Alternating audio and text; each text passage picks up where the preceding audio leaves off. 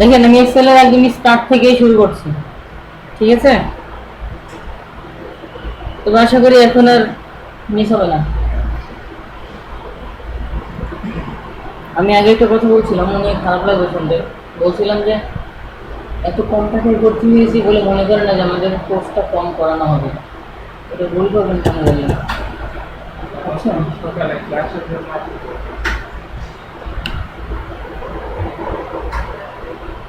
তাহলে Microsoft Excel,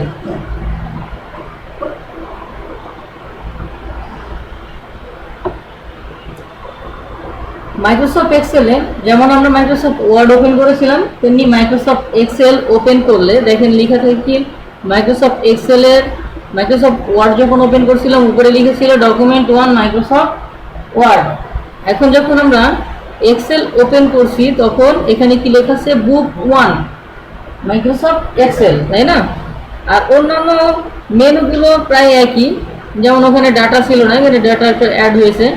home, insert, page layout এ পর্যন্ত বা ভিউ, রিভিউ এগুলো আগেও ছিল। মাইক্রোসফট ওয়ার্ডেও এই ইন্টারফেসগুলো ছিল। শুধু ইন্টারফেস না, এর মধ্যে যে অপশনগুলো আছে এগুলোও ছিল। যেগুলো ছিল না সেগুলো সম্পর্কে একটু জানি। যেমন এখানে top, centre align, bottom align এটা ছিল না, কিন্তু এই তিনটা তো ছিল, এগুলো তো ছিল। আচ্ছা, এই তিনটা কাজ আমরা দেখি। একটু কলাম রোটাকে একটু বাড়িয়ে নিচ্ছি, রো এর দাগে ক্লিক করে রোটা একটু বাড়িয়ে নিচ্ছি, ঠিক আছে? তাহলে এখানে এখন আমি সাপোজ কিছু লিখলাম, যা কিছু লিখি না কেন কিছু লিখলাম, এই লেখাটা এই ঘরের মধ্যে কোথায় দেখাচ্ছে? নিচে বাম দিকে, তাই না? আমি যদি এই লেখাটাকে উপরে নিতে চাই তাহলে উপরে বাম দিকে। আমি যদি এটাকে সেন্টারে নিতে চাই বাম দিকে সেন্টার। আমি যদি এটাকে সেন্টার সেন্টার করি অ্যালাইন সেন্টার, আবার মিডল অ্যালাইন, তাই না? তাহলে চারিদিক থেকে এই লেখাটা কি মাঝখানে আছে, বুঝলাম? এটা ছিল একটা পরিবর্তন। তারপর এখানে দেখেন, এখানে একটা বার আমরা দেখতে পাচ্ছি যেটাকে বলা হয় ফর্মুলা বার। এই পুরো এই বারটা ছিল না মাইক্রোসফট ওয়ার্ডে, এখান থেকে একদম এ পর্যন্ত এই বারটা মাইক্রোসফট ওয়ার্ডে ছিল না। তাহলে এক্সেলে এসে সংযোজিত হয়েছে। এই ফর্মুলা বারের আবার দুইটা অংশ, একটা হচ্ছে নেম বক্স বা লোকেশন বক্স বা অ্যাড্রেস বক্স যেটাই বলি, আর একটা হচ্ছে ফাংশন অংশ, ঠিক আছে? তাহলে নেম বক্সের কাজ কি? নেম বক্সের কাজ হচ্ছে আমি এখন কার্সারটাকে নিয়ে কোন কলামের কত নাম্বার সেলে কার্সারটাকে অবস্থান করেছি সেটা লোকেশন বলে দিবে, বুঝলেন? তাহলে এখন আমি এ কলামের 1 নাম্বার সেলে আছি, সেল বুঝি, রো কলামের সমন্বয়ে যে ঘরগুলো, এই প্রত্যেকটা ঘরই হচ্ছে এক একটা সেল, ঠিক আছে? তাহলে এই এ কলামের 1 নাম্বার সেলে আছি এখন। তারপর 2, তাই এখানে লোকেশন বলে দিচ্ছে A2, 1 নাম্বারে ছিলাম বলে এখানে লেখা আছে A1। এভাবে যদি পর্যায়ক্রমে নিচে নামতে থাকি এভাবে কি হবে, যেখানে ক্লিক থাকবে সেই সেল নাম্বারটা শো করবে। আমি যদি B-তে ক্লিক করি তাহলে B1, কেননা এর কলাম তো B এর জন্য, C, D ঠিক এভাবে, ঠিক আছে? আচ্ছা, এই নিয়ে কোনো সমস্যা নেই। এখন আসি মাইক্রোসফট এক্সেল ওপেন করলে মাইক্রোসফট এক্সেলের একটা বুক ওপেন হয়। বুক মানে বুঝতে পারছি এখানে অনেক শীট আছে, তাই না? অনেক পাতা আছে, কেননা একটা পাতা নিয়ে তো একটা বুক হয় না। মাইক্রোসফট ওয়ার্ডের একটা পেজ ওপেন হতো, একটাই ডকুমেন্ট ছিল, তাই না? এর আন্ডারে লিখতে লিখতে অনেকগুলো ডকুমেন্ট নিতে পারতাম, বা লিখতে লিখতে পেজটা ভরে গেলে, লেখা শেষ হয়ে গেলে অটোমেটিক্যালি একটা পেজের নিচে আর একটা পেজ চলে আসতো। কিন্তু এখন এখানে এক্সেলে অসীম একটা পেজ দেওয়া আছে, ঠিক আছে? প্রথমে জানি এক্সেল কি জিনিস। এক্সেল হচ্ছে মূলত একটা এক্সেল প্রোগ্রাম। এই মাইক্রোসফট এক্সেলের মাধ্যমে গাণিতিক ও যুক্তিক প্রায় সব ধরনের হিসাব নিকাশের কাজ করা হয়। কি বললাম? গাণিতিক ও যুক্তিক। অবশ্য লজিক আছে এর মধ্যে, ঠিক আছে। তাহলে এখন দেখি মাইক্রোসফট এক্সেলে যখন একটা পেজ ওপেন করি তখন ওই একটা পেজের উপরে হেডিং কি থাকে, বুক 1। এই একটা বুকের আন্ডারে, তার মানে এক্সেলের একটা বুক, এক্সেলের বুক 1 এর আন্ডারে 3টা শীট থাকে, 3 শীট, ঠিক আছে। এরকম প্রত্যেকটা শীটে,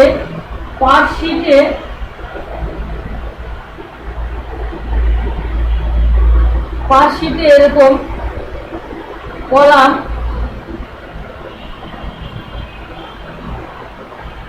আছে 256টা।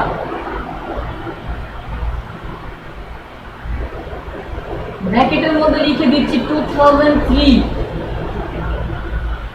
দেখতে পাচ্ছেন না, হ্যাঁ 2003 লিখছি, মানে এইটা এক্সেলের পার শীট, মানে একটা শীটে কলাম সংখ্যা আছে 256টি, ঠিক আছে। কলাম তো বুঝি নাকি, এ বি সি ডি এগুলো কলাম না।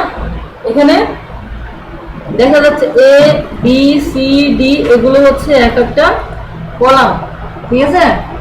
এই কলামের আন্ডারে বা একটা শীটের আন্ডারে এরকম কলাম আছে 256টি। কত ভার্সন? এটা 2003 এর ভার্সনে।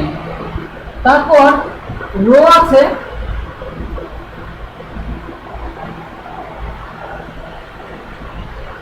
আছে এরকম 65,536টি, এটাও 2003 এর ভার্সন, ঠিক আছে।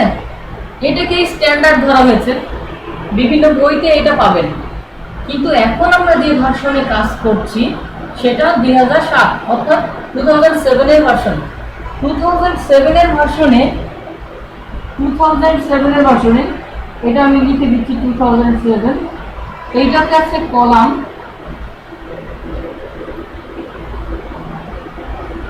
আছে 16,384টি। অনেক আপডেট হয়েছে, কোথায় 256টা কলাম আর কোথায় 16,384টি কলাম। আবার এই 2007 এর ভার্সনের রো সংখ্যা, কলাম যদি এই অবস্থা হয় তাহলে রো কি অবস্থা, তাই না? রো আছে 10,48,576টি,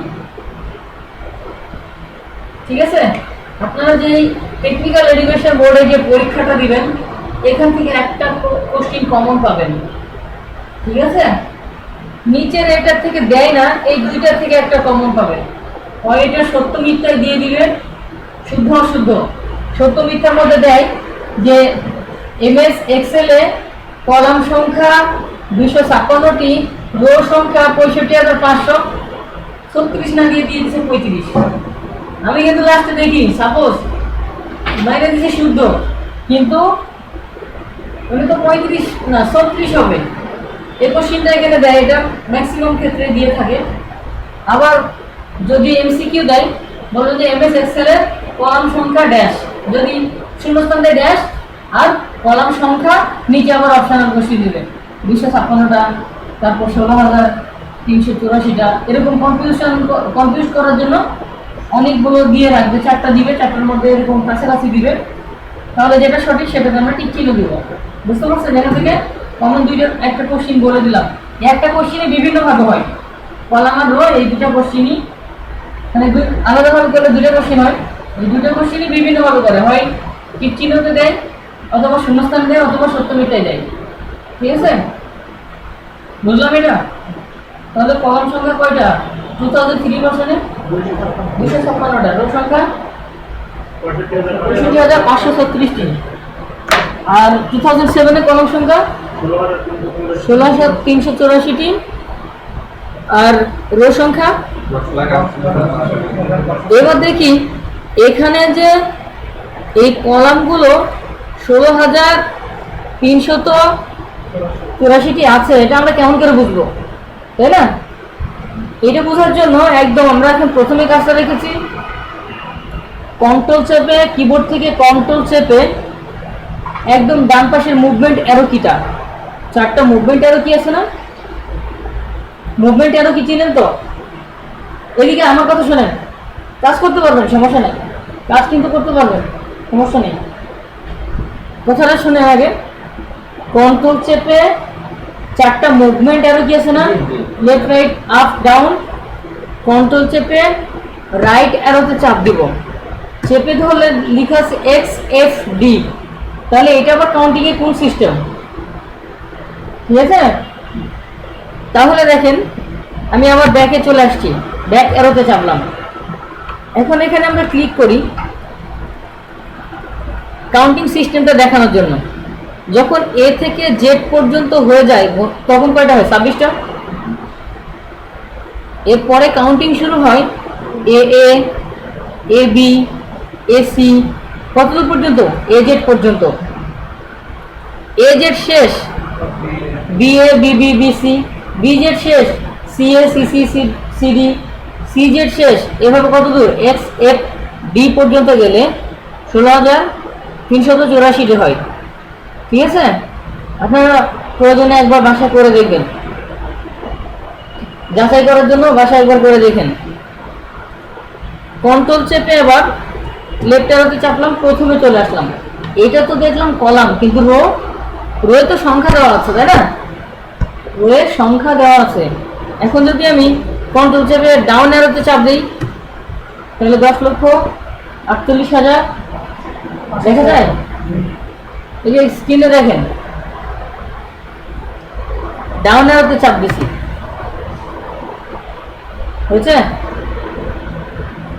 আচ্ছা দেখেন, আবার যদি আপ অ্যারোতে চাপ দিই তাহলে প্রথমে চলে যাবে। বুঝছি এ পর্যন্ত?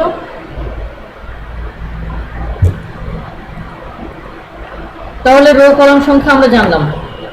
এখন দেখেন আমরা যখন মাইক্রোসফট ওয়ার্ডে কাজ করেছিলাম, বা এদিকে দেখেন, হ্যাঁ, আমরা যখন মাইক্রোসফট ওয়ার্ডে কাজ করেছিলাম তখন এই অফিস বাটন বা ফাইল বাটনের আন্ডারে ক্লিক করলে এরকম অপশানগুলোই ছিল, new, open, close, save, save as, এগুলোই তো ছিল, তাই না? নিউ এর কাজ হচ্ছে নতুন আর একটা ডকুমেন্ট ওপেন করা, এখানে নতুন একটা বুক ওপেন হবে। আচ্ছা তার আগে বলি, আমরা যে বললাম পার শিট মানে কি, এখানে 3টা শিট আছে না, 1, 2, 3, প্রত্যেকটা শিটে এটা আছে, এই কলাম রোগুলো। 2 নম্বর শিটে গেলে 2 নম্বর শিটেও ততগুলো, আবার 3 নম্বর শিটে গেলে আরো ততগুলো। এর পাশে যে অপশনটা দেখছেন না, এখানে ক্লিক করলে আর একটা শিট বাড়বে, একটা শিট ইনসার্ট হবে। ঠিক আছে, এই কাজটা আমরা হোমের আন্ডার এখান থেকে করতে পারি। এই যে ইনসার্ট আছে না, ইনসার্টে ক্লিক করে আমি কি নিব, একটা সেল নাকি একটা রো নাকি কলাম নাকি শিট, এখান থেকে বাড়াতে পারি। ইচ্ছা করলে এখানে একটা কলাম বাড়াবো, তাহলে কি করবো, কলামে ক্লিক করবো, একটা কলাম বেরিয়ে গেছে। বোঝা গেছে? বোঝা যায়নি মনে হয় না, নিমেষের মধ্যে হয়ে গেছে। তো তাহলে এক কাজ করি, এই মাঝখানে কলামটা ফাঁকা, এখানে যদি 2টা কলাম ফাঁকা হয় তাহলে বুঝবো একটা হয়ে গেছে না, বুঝছে না? আরেকটা নেই, এটা কমাই দিলাম ওটা। আমি যদি কলাম নিতে চাই, আরো যদি নিতে চাই, তার মানে ডিলিটও করতে পারবো এখান থেকে, আবার নিতেও পারবো, তাই না? তাহলে এবার আমরা চলে আসি আবার অফিস বাটনে। নিউ এর কাজ কি, নতুন একটা ফাইল নেওয়া বা ডকুমেন্ট নেওয়া বা নতুন একটা বুক ওপেন করা, তাই না? ওপেন মানে কোনো একটা কিছু সেভ আছে, সেটা ক্লোজ করে রেখেছিলাম, ওইটা আমার দরকার, তাহলে ওপেন করা, এটা তো আমার জানা। সেভ, কোনো কিছু লিখে সেভ করা, তাই না? যাই লিখি না কেন, সেভ অ্যাজ, অনুরূপ মানে সেভ আছে ওই ফাইলটাকে অন্য একটা নামে সেভ করার জন্য সেভ অ্যাজ দিয়ে সেভ করতে পারি। প্রিন্টে, প্রিন্ট কমান্ডে আমরা দেখেছিলাম, আমার দেখা লাগবে। আচ্ছা, ক্লোজ মানে ক্লোজ করে দেওয়ার জন্য। তাহলে এখান থেকে যে অপশনগুলো আছে আগেও ছিল, তারপরে চলে আসি প্রিন্ট থেকে প্রিন্ট প্রিভিউতে। কেন প্রিন্ট প্রিভিউতে যাব? এখানকার পেজ আর মাইক্রোসফট ওয়ার্ডের পেজ তো একরকম ছিল না, তাই না? তাহলে একটু দেখে নিই। প্রিন্ট প্রিভিউতে গিয়ে ক্লিক করলে পেজটা মাইক্রোসফট ওয়ার্ডের পেজের মতো হয়ে আসছে, তাই না? ওই পেজটা ভাগ করে নিচ্ছে প্রিন্ট প্রিভিউ দেওয়াতে। আবার আরেকটা জিনিস খেয়াল করছেন, এখানে রো কলামগুলো শো করছে না। দেখেন তো শো করছে? রো কলামগুলো শো করছে না। আগে দেখে আসি, ক্লোজ করে দিলাম প্রিন্ট প্রিভিউ। দেখেন এখান থেকে এই পর্যন্ত যে দাগটা, এই যে লাস্ট লিমিটেডটা, এই পর্যন্ত মাইক্রোসফট ওয়ার্ডের একটা পেজ। তারপর নিচে চলে আসি, এটা আরেকটা পেজ। তারপরে এভাবে নিচে আসি, এটা আরেকটা পেজ, এটাও পেজ, এটাও পেজ। এরকমভাবে সব পেজগুলো, এই 16,384টা কলাম আর 10,48,577টা রো এরকম পেজে বিভক্ত হয়ে গেছে। প্রিভিউ দিলেই আমরা এটা বুঝতে পারি। তাহলে এখন আমরা এটা বুঝলাম যে এই পেজের মধ্যে এই দাগটা আসছে প্রিভিউ দেওয়ার কারণে, আর এটা মাইক্রোসফট ওয়ার্ডের কোন পেজে লিখছি সে পেজ অনুযায়ী লিমিটেশন চলে আসছে, যে এর বাইরে লিখলে এটা অন্য পেজে চলে যাবে, তাই না? আবার ওরিয়েন্টেশন থেকে তো আমরা এটাও করতে পারি যে এটা 48 আছে, এটা ল্যান্ডস্কেপ করে দিই। সাপোজ এই পর্যন্ত লিখতে আসছে, ল্যান্ডস্কেপ করে দিলে তো একটু জায়গা বেশি পাবো, হ্যাঁ? ভাই কি করেন? খুব বিজি মনে হইতেছে। প্রিন্ট প্রিভিউ আসবে না, পেজের মধ্যে কিছু না লেখা থাকবে, বুঝছেন? কিছু লিখতে হবে আগে। যেমন আমি দেখেন কিছু না কিছু লিখছি, কিন্তু পেজের মধ্যে কিছুই যদি না লেখা থাকে প্রিন্ট প্রিভিউ আসবে না এই এক্সেলে। তাহলে এখন আমরা যেটা করছিলাম, প্রিন্ট প্রিভিউতে চলে যাই। কিবোর্ড থেকে কি command? Control F2। Print preview command হচ্ছে কন্ট্রোল F2। আচ্ছা যাই হোক, কন্ট্রোল F2 দিয়ে প্রিন্ট প্রিভিউতে চলে আসলাম। এসে দেখছি এখানে রো কলাম শো করছে না। তাহলে রো কলাম শো করাতে হলে কি করব? আমরা পেজ সেটআপে ক্লিক করি। পেজ সেটআপে ক্লিক করার পর শিটে ক্লিক করব। শিটে ক্লিক করে গ্রিড লাইনসে ক্লিক করব, দেন ওকে করব। তাহলে কি হবে? যতটুকের মধ্যে লেখা আছে ততটুকের মধ্যে রো কলামটা শো করবে। তাহলে এখন এটা ক্লোজ করে বের হই। আমি যদি এই কলামের শেষ তো এই পর্যন্ত, তাই না? এই পেজের শেষ এ পর্যন্ত না, তারপর এখানে এটা শেষ, তাই না? তো আমি এই পেজের শেষ পর্যন্ত চিনিয়ে দিয়েছি যে এই পর্যন্ত শেষ। এখন যদি কন্ট্রোল F2 চেপে প্রিভিউ দিই, তাহলে পুরো পেজ জুড়েই রো কলামগুলো শো করছে না? বুঝতে পারছেন? পেজ সেটআপে গিয়ে শিটের আন্ডারে গ্রিড লাইনসের চেক বক্সকে চেকমার্কটা দিয়ে দিতে হবে, বুঝলাম? এখন পেজের যে অর্ডারিং সিস্টেমটা, এটা দেখি। মানে আমরা যখন এইটা একটা পেজ, তাহলে এইটা একটা পেজ, এটাও পেজ, তাহলে কোনটা 1 কোনটা 2 কোনটা কত এভাবে কেমন করে বুঝবো, তাই না? এটা কাউন্টিং হবে, অর্ডারিং হবে এভাবে। যদি আমরা চলে আসি আবার প্রিন্ট প্রিভিউ দিয়ে পেজ সেটআপে এসে ডাউন দেন ওভার বলতে 1 ডাউন, 2 দেন ওভার, 3 দেন ডাউন, 4 জেড সিস্টেমের মতো, তাই না? তাহলে 1 দেন ডাউন, 2 দেন ওভার, 3 দেন ডাউন, 4 5 6 7 8 9 10 এভাবে যেতে থাকবে, চলতে থাকবে। বুঝতে পারছেন? এখন এইটা হচ্ছে যদি ডাউন দেন ওভার করা থাকে। এখন যদি এখানে ওভার দেন ডাউন করা থাকে, তাহলে 1 দেন ওভার করছে, দেন ডাউন, দেন ওভার, তাই না? এইভাবে চলতে থাকবে। বুঝলাম ব্যাপারটা? তাহলে এখানটা বুঝে গেলাম। এটা আমরা মানে পেজ অর্ডার যেভাবেই দিই, মানে লিংক এইভাবেই হবে। বলেন। মানে পেজ অর্ডারটা আমরা যেভাবে দিই আর কি, ডাউন অর্ডার আর মানে হ্যাঁ প্রিন্টে হবেই হবে। এখানে আরেকটা জিনিস দেখেন, পেজ সেটআপ থেকে আমরা যদি rho and columns headings, rho and column headings গুলো দিয়ে দিতে চাই যে আমার এই কলামের এ বি সি ডি এগুলো সহ দেখাবে, এটা কিন্তু দেখাচ্ছিল না, দেখেন এটা ছিল না, তাই না? কলামেরও শো করছিল না, রো এর 1 2 এগুলো শো করছিল না। তাহলে যদি এটা আমরা শো করাতে চাই তাহলে পেজ সেটআপের আন্ডারে রো অ্যান্ড কলামস হেডিং এই চেক মার্কের টিক চিহ্নটা দিয়ে দেবো, দিয়ে ওকে করবো, তাহলে কলামও শো করবে। বুঝলাম? ইজি না?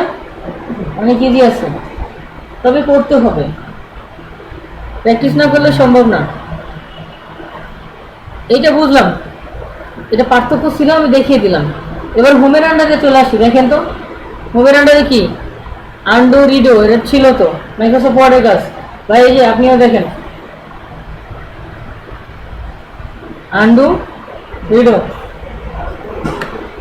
কাট কপি পেস্ট, এগুলো মাইক্রোসফট ওয়ার্ডের কমান্ড। ফন্ট চেঞ্জ করা, ফন্ট সাইজ বাড়ানো, বোল্ড ইটালিক আন্ডারলাইন, এটা কি, এটা কি বর্ডার। এতক্ষণ আমরা দেখলাম গ্রিড লাইন দিয়ে, যদি এমন হয় যে আমি বর্ডার দিব, এগুলো কেমন দাগগুলো আফসা আফসা দেখাচ্ছে না, আমি যদি এইটাকে সিলেক্ট করি, এভাবে সিলেক্ট করে সাপোজ একটা পেজে সিলেক্ট করলাম, এ পর্যন্ত একটা পেজ সিলেক্ট করলাম, করে এই বর্ডার্সের এই অপশানে ক্লিক করে আমি যদি অল বর্ডার্সে ক্লিক করি তাহলে কি হবে, এটা বর্ডার আকারে থাকবে। এখন কন্ট্রোল F2 দিই, প্রিন্ট প্রিভিউ দিয়ে দেখি দাগগুলো কি আরো স্পষ্ট আসছে। এখন যদি গ্রিড লাইন্স না থাকে সেটা ব্যাপার না, গ্রিড লাইন্স যদি না থাকে সেটা কোনো ব্যাপার না, কিন্তু দাগগুলো স্পষ্ট দেখাচ্ছে, কেননা আমরা বর্ডার নিছি। ঠিক আছে, তাহলে বর্ডার যদি আমরা না রাখতে চাই, যে পর্যন্ত নিয়েছিলাম ওই পর্যন্ত সিলেক্ট করে বর্ডার্স অপশানে গিয়ে নো বর্ডার করে দিব, যে আমি কোনো বর্ডার রাখতে চাই না, গ্রিড লাইন ছিল সেটাই ভালো। ঠিক আছে, তাহলে এরপর এগুলো তো জানি, এই কালারগুলো ফিল কালার দেওয়া, এরপর এখান থেকে ফন্ট কালার দেওয়া, তাই না? এগুলো আমাদের জানা। এইটা ছিল না মাইক্রোসফট ওয়ার্ডে যদিও, তবে মাইক্রোসফট ওয়ার্ডে ছিল টেক্সট ডিরেকশন, তাই না? এটাও কিন্তু টেক্সট ডিরেকশনই। দেখেন ওরিয়েন্টেশন থেকে আমরা যে কাজটা করব, এই লেখাটা নর্মালি কিন্তু হরিজেন্টাল হয়ে আছে, তাই না? হরিজেন্টালি লেখাটা আছে। আমি যদি এখানে একটা ক্লিক করি, করে দেখেন ভার্টিক্যাল টেক্সট করি, তাহলে এটা ভার্টিক্যাল টেক্সট হয়ে যাবে। আর যদি আমি এখানে ক্লিক করে রোটেট আপ এরকম করি, আবার এখানে ক্লিক করে অ্যাঙ্গেল করে দিই, দেখেন অ্যাঙ্গেল হচ্ছে। আর এখানে ক্লিক করে রোটেট ডাউন, তার মানে এখান থেকে আমরা চেঞ্জ করতে পারছি, বুঝতে পারছেন? তাহলে এইভাবে আমরা চেঞ্জও করে নিতে পারি।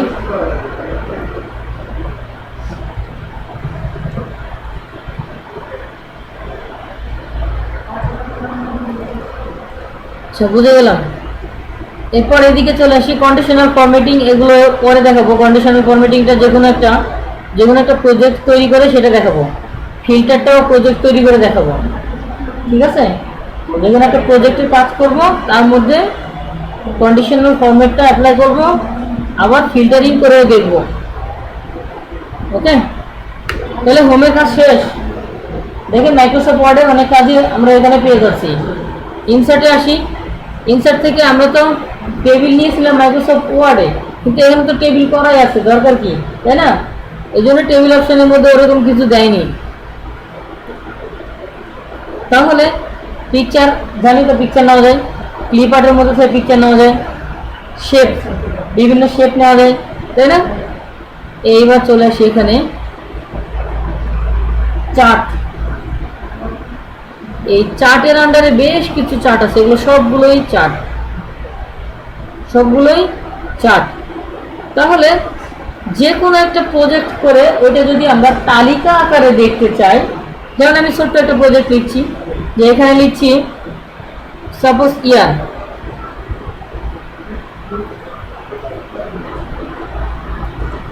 তারপর পপুলেশন সাপোজ আমি লিখছি, হ্যাঁ, অথবা প্রোডাকশন,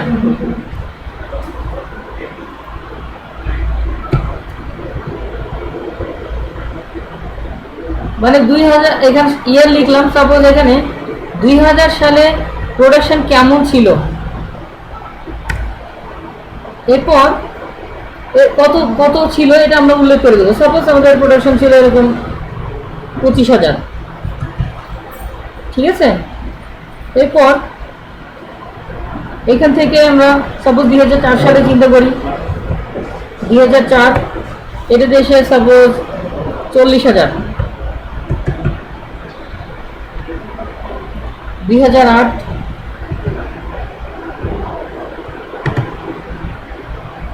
50,000 বা 60,000, 2012 1 লক্ষ।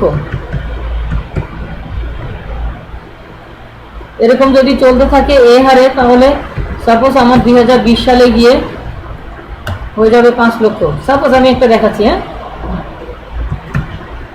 এখন এটাকে যদি আমরা তালিকা আকারে দেখতে চাই, ঠিক আছে, তাহলে এই প্রজেক্ট যতটুকুই থাকুক না কেন, আমি ছোট্ট একটা প্রজেক্ট করছি, যে কোনো ভাষারও হতে পারে, তাহলে এটাকে আমরা সিলেক্ট করে নিব। সিলেক্ট করে নেওয়ার পর যদি আমরা এই তালিকাটা কলাম আকারে দেখতে চাই, তাহলে কলামে ক্লিক করব।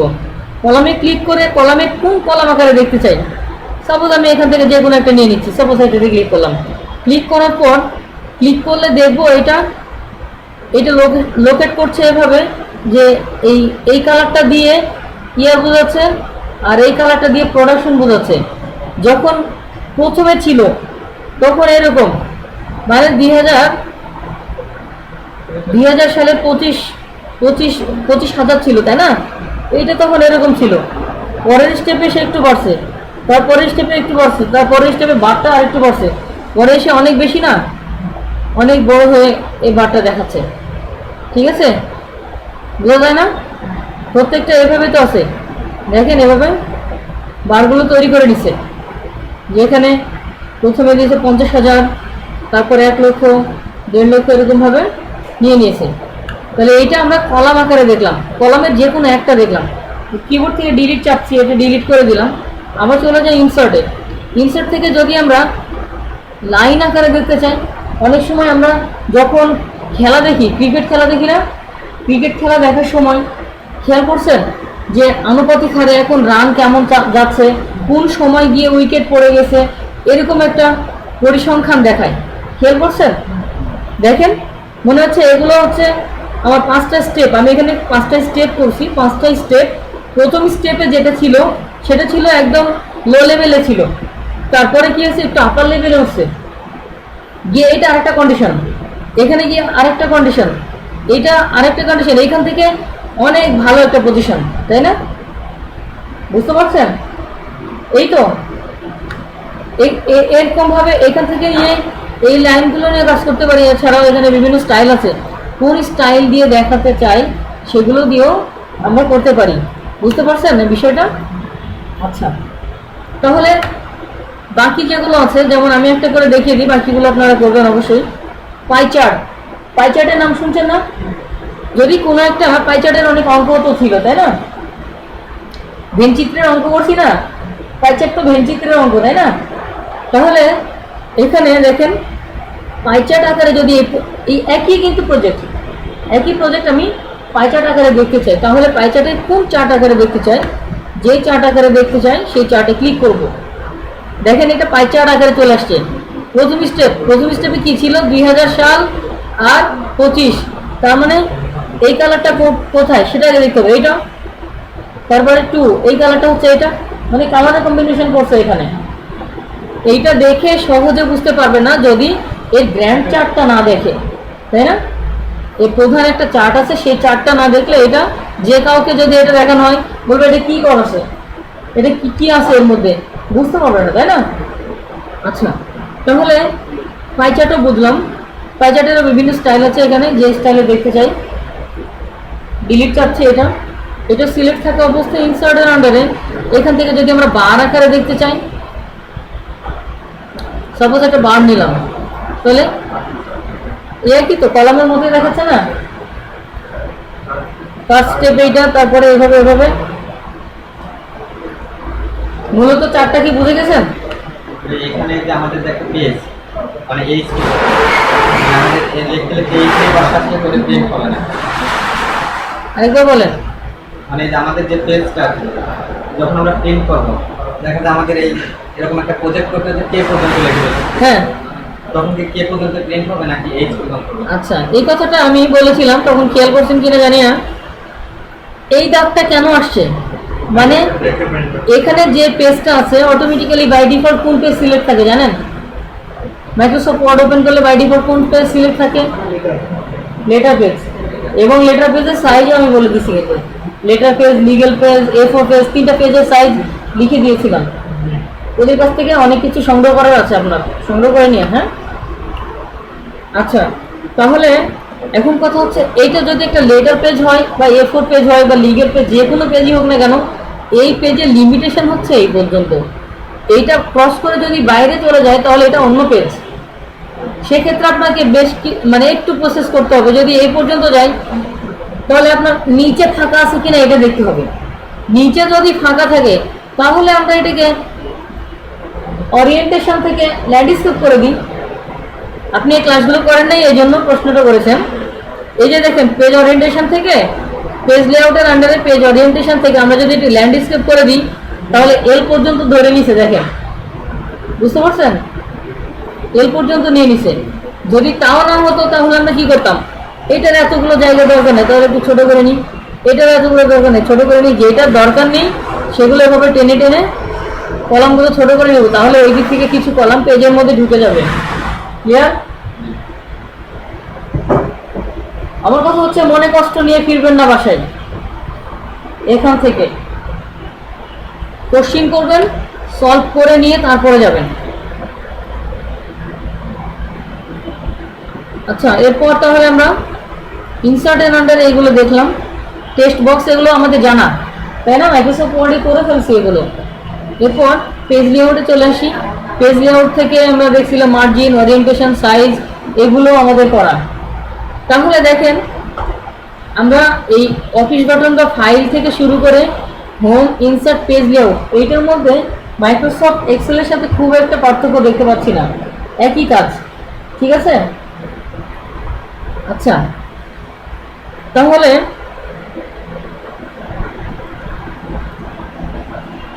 আমরা যেটা করব, আমি নেক্সট ক্লাসে এইটার উপরে একটা ইন্টারভিউ নিয়ে নিব। ওকে, প্রস্তুতি নিয়ে রাখবেন। মানে এই আজকের ক্লাসে